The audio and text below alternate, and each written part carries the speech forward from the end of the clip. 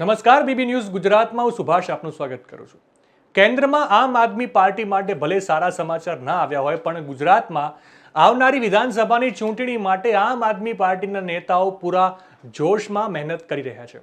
ઇકોઝોનની લડતના પ્રણેતા અને આપ નેતા પ્રવીણ રામે આવનારી હોળીને ગીર માટે ઇકોઝોનની હોળી તરીકે જાહેર કરી છે। પ્રવીણ રામના મતે ગીરમાં આ વખતેની હોળી કંઈક અલગ રીતે ઉજવાશે। પ્રવીણ રામે આ વખતે હોળી અને ધૂળેટી પર ઇકોઝોનના વિરોધ માટેના પ્રતિકાત્મક પ્રોગ્રામો જાહેર કર્યા છે।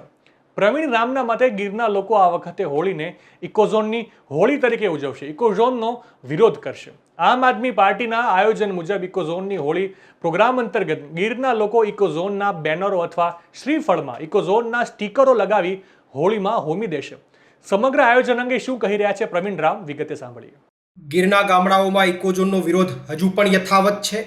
જેમ નવરાત્રિ, દિવાળી અને ઉત્તરાયણની અંદર ગીરના ગામડાઓમાં ઇકોઝોનનો પ્રતિકાત્મક વિરોધ દર્શાવવામાં આવ્યો હતો, એ જ રીતે હોળી અને ધૂળેટીમાં પણ ગીરના ગામડાઓમાં ઇકોઝોનનો પ્રતિકાત્મક વિરોધ દર્શાવવામાં આવશે।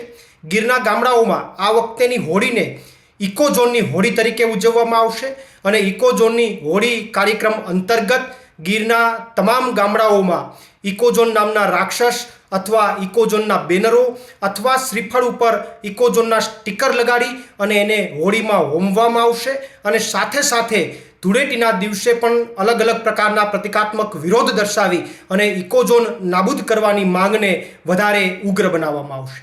પ્રવીણ રામ, પ્રદેશ ફ્રન્ટલ અધ્યક્ષ, આમ આદમી પાર્ટી।